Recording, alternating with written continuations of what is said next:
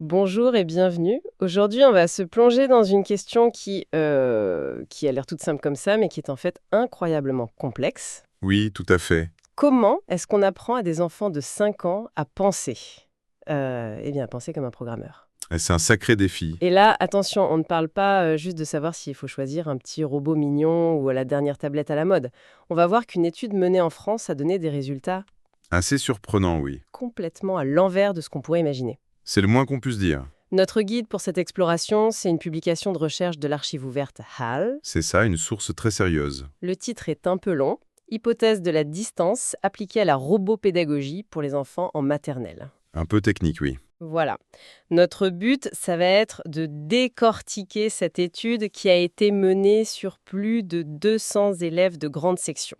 Et on va pas seulement regarder les chiffres. Non, ce serait trop simple. On va surtout essayer de comprendre la théorie qu'ils ont proposée pour expliquer ce qui ressemble à première vue à un vrai casse-tête. Et c'est une théorie vraiment élégante. Alors, commençons par le début. Le contexte, c'est un projet de recherche qui s'appelle Bluebot, mené sur plusieurs années. L'idée, c'était de voir comment initier des tout-petits au codage, au décodage. Bref, à la logique de la programmation. Exactement. C'est ça. Et pour y arriver, les chercheurs ont imaginé 3 manières de faire. 3 modalités, comme ils disent. Mais le terrain de jeu, lui, était toujours le même. Une sorte de damier de 4 cases sur 6. D'accord, une base commune. Voilà. La première approche, c'était la modalité corps.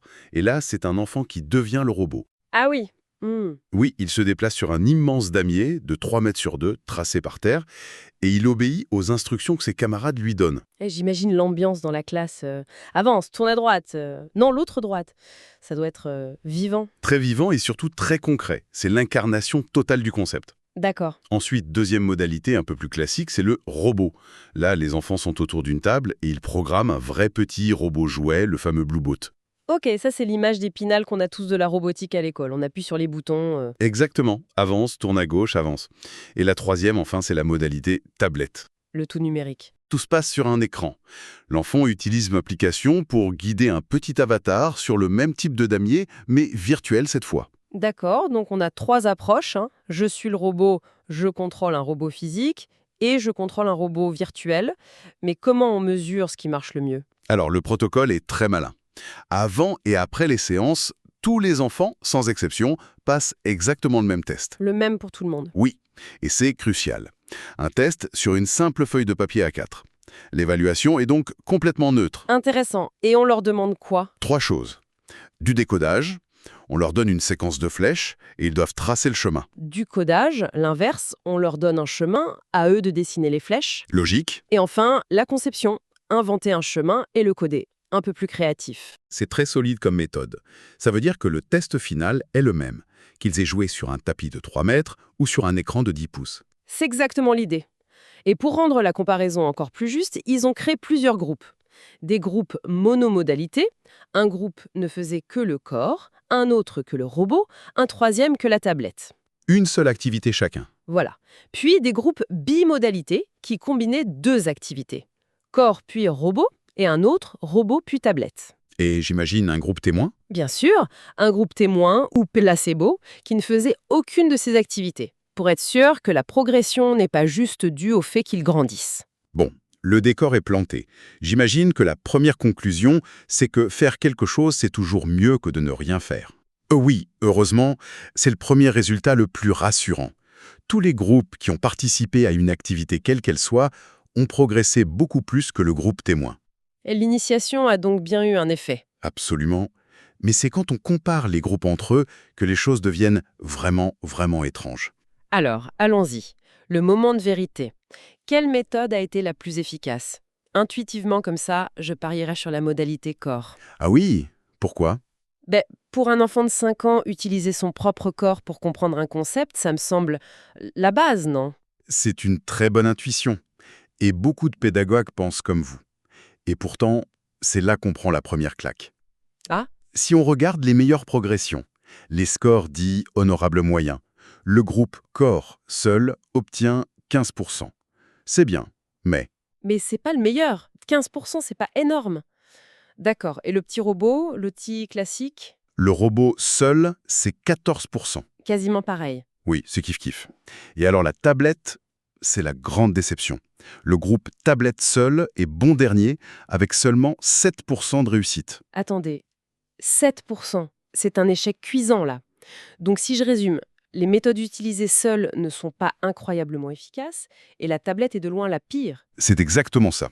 Logiquement, la meilleure combinaison devrait être corps plus robot, puisqu'on associe les deux approches qui sont individuellement les plus performantes. C'est ce que la logique voudrait, en effet.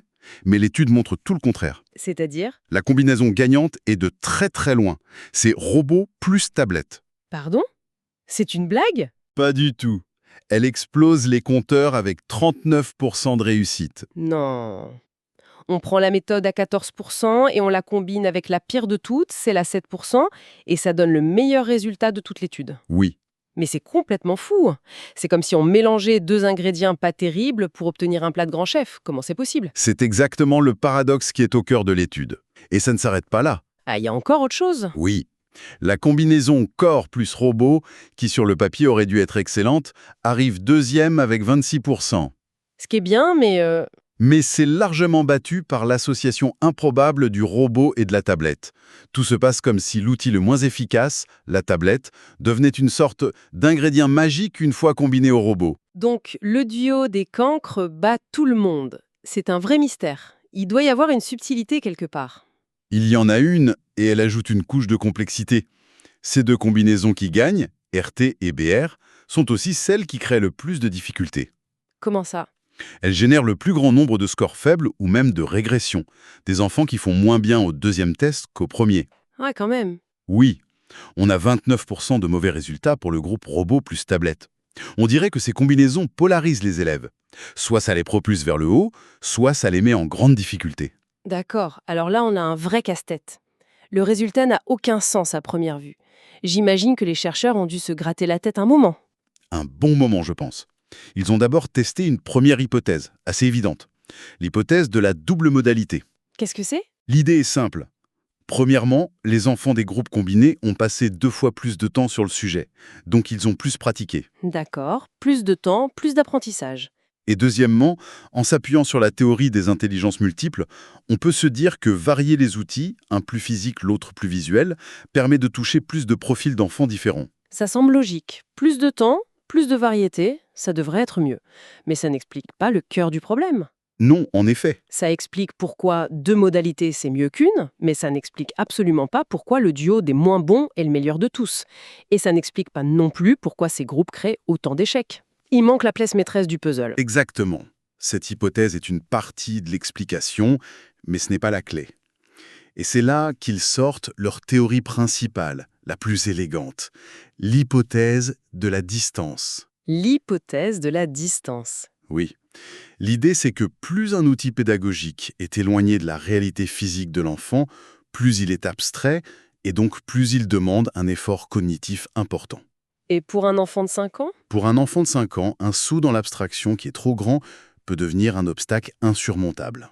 Le concept est intriguant. Mais comment est-ce qu'on mesure une distance entre un enfant et une tablette?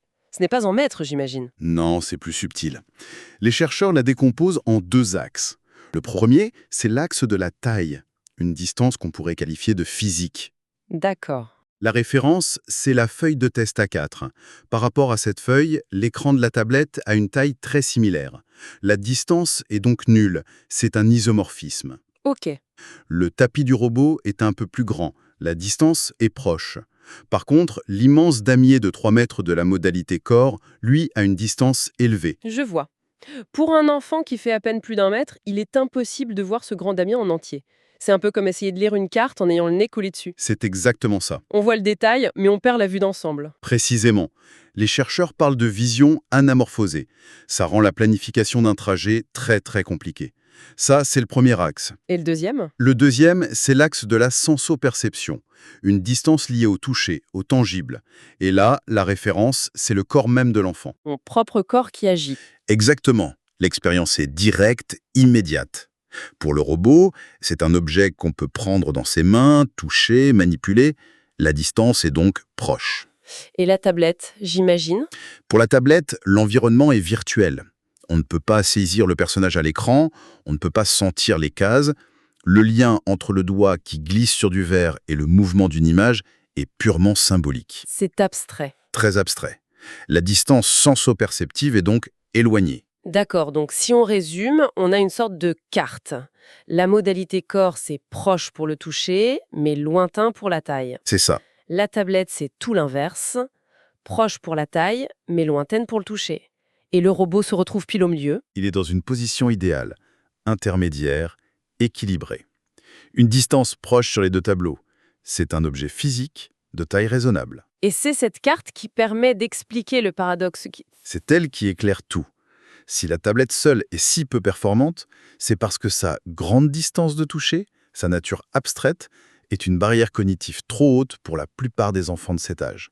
C'est un saut trop grand dans le vide. Et le corps, lui, est plus performant parce que même si la taille du damier est un problème, l'enfant a passé 5 ans de sa vie à apprendre avec son corps. Il a des stratégies pour compenser. Il est en terrain connu. Il est en terrain familier, voilà. Alors, maintenant la question à $1 million, pourquoi robot plus tablette est la combinaison gagnante? Allez-y. Et l'hypothèse, c'est que le robot, par sa nature tangible et sa position intermédiaire parfaite, sert de pont, d'ancrage. C'est un marchepied. C'est une excellente image, c'est un marchepied.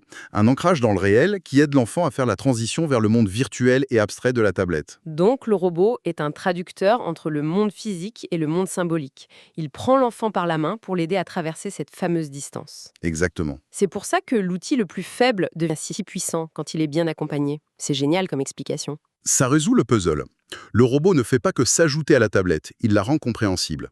Il compense sa distance, il la rapproche de l'enfant. Et ça explique aussi pourquoi le duo corps plus robot est bon, mais moins. Oui, parce que la modalité corps a elle-même ce problème de distance, lié à la taille, que le robot ne peut pas complètement résoudre. Le problème reste. D'accord.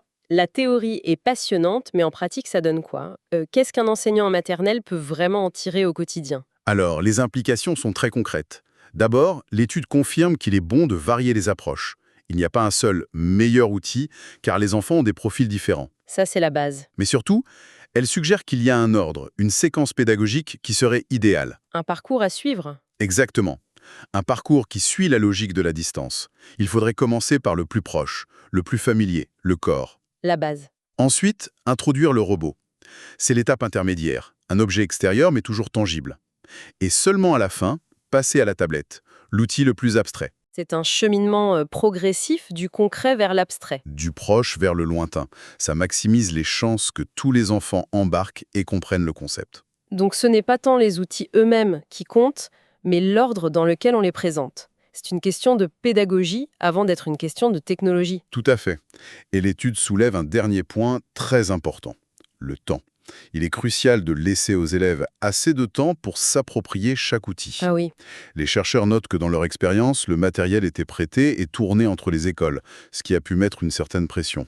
Et pour un enfant qui a besoin de tâtonner, de faire des erreurs, cette pression peut être contre-productive. Et le mettre en situation d'échec. C'est ce qui pourrait expliquer la polarisation des résultats. C'est une des pistes, oui. Et j'imagine que l'étude n'a pas pu répondre à toutes les questions. Il doit rester des zones d'ombre. Bien sûr. Par exemple, est-ce que l'ordre dans les paires a de l'importance? Est-ce que faire tablette puis robot aurait donné les mêmes résultats? Probablement pas, d'après leur théorie. Probablement pas. Et une question plus profonde, est-ce que les enfants de 5 ans sont cognitivement prêts pour le virtuel? Ou est-ce que, au contraire, une exposition bien pensée au virtuel est justement ce qui les aide à développer leur capacité d'abstraction? C'est un peu l'œuf et la poule. Exactement. Ce sont des pistes pour de futures recherches qui devront bien sûr prendre en compte, comme le soulignent les auteurs, les questions éthiques autour du temps d'écran. Pour résumer l'idée centrale, si on veut bien initier les plus jeunes au codage, la clé n'est pas de chercher l'outil miracle, c'est de construire une passerelle. Oui, un chemin. Un chemin qui mène en douceur du plus concret son propre corps qui bouge vers le plus abstrait, un symbole sur un écran. Et sur ce chemin, un objet simple comme un petit robot physique semble jouer un rôle irremplaçable de médiateur. De traducteur. C'est ça. Parfait. Et pour aller encore un peu plus loin, on pourrait se poser une dernière question. L'étude se concentre sur la distance entre l'enfant et l'outil. Mais il y a une autre distance, peut-être encore plus fondamentale. Laquelle? La distance conceptuelle entre le symbole du code, une simple flèche dessinée, et l'action réelle qu'elle provoque. Comprendre comment notre cerveau, à n'importe quel âge, arrive à faire le lien entre un signe abstrait et son effet concret dans le monde, c'est peut-être ça, le véritable cœur de la pensée informatique.